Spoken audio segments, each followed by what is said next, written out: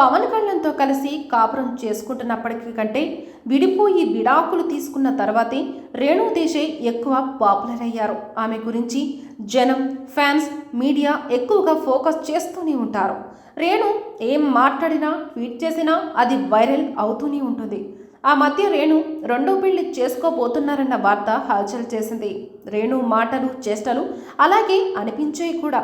కానీ ఆ తర్వాత అలాంటి అలికడం కనిపించలేదు, వినిపించలేదు. ఇప్పుడు మళ్ళీ రేణు నోట రెండో పెళ్లి ప్రస్తావన వచ్చింది. ఇంట్లో వాళ్ళ ఒత్తిడితో రెండో పెళ్లి చేసుకోవాలన్న ఆలోచన వచ్చినప్పటికీ తన కూతురి జీవితాన్ని దృష్టిలో ఉంచుకొని ఆ ఆలోచన విరమించుకున్నానని క్లారిటీ ఇచ్చారు రేణు.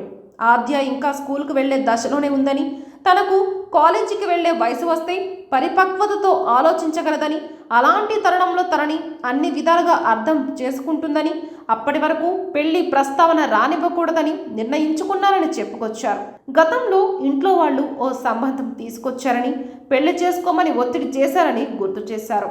నిశ్చితార్థం చేసుకుందామని కూడా భావించారని, అయితే ఆద్య గురించి ఆలోచించి ఆ ప్రతిపాదన పక్కన పెట్టామని రేణు అంటున్నారు.